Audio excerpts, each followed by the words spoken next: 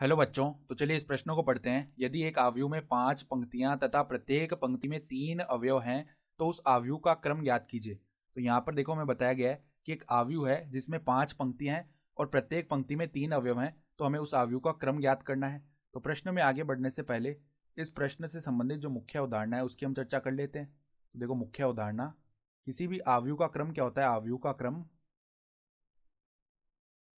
का क्रम बराबर पंक्तियों की संख्या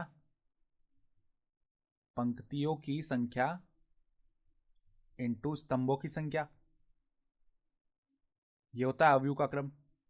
तो अब देखो सवाल में वो क्या बोल रहा है कि एक आव्यूह है जिसमें 5 पंक्तियां हैं और प्रत्येक पंक्ति में 3 अवयव हैं। तो हमने मान लिया वो आव्यूह ए है एक बार के लिए। तो ए आव्यूह किस प्रकार है? इसमें 5 पंक्तियां हैं, ठीक है।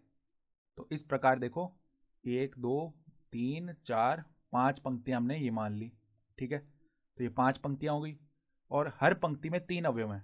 तो अगर मैंने A1 A2 A3 बोला तो B1 B2 B3 इसे बोल दिया, C1 C2 C3 इसे बोल दिया। फिर यहाँ पर देखो D1 D2 D3 इसे बोल दिया और E1 E2 E3 इसे बोल दिया। तो हम देख पा रहे हैं कि इसके अंदर 5 पंक्तियां होगी और हर पंक्ति में हमने 3 3 अवयव रख दिए। तो हम क्या देख पा रहे हैं कि 5 तो पंक्तियां हैं इसमें और स्तंभ कितने हो गए? हर पंक्ति में जितने अवयव हैं, देखो कितने अवयव हैं, 1 2 3 अवयव हैं हर पंक्ति में। तो स्तंभ 3 हो गए।